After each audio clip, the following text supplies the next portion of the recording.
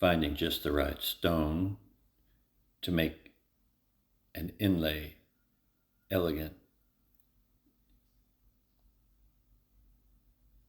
takes time, perseverance, and adds beauty to your work.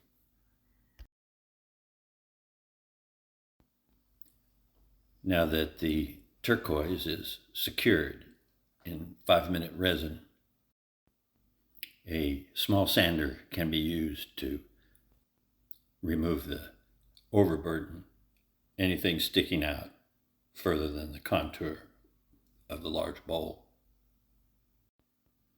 This is also a good time to remove any tool marks like those that were created during the turning process.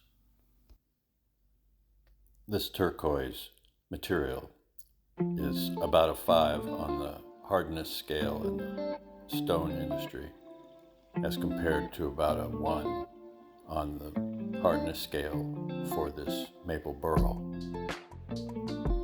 Large turnings make excellent display. These are 3 of the large turnings that I have done so far. My favorite use is for all the vegetables and fruit that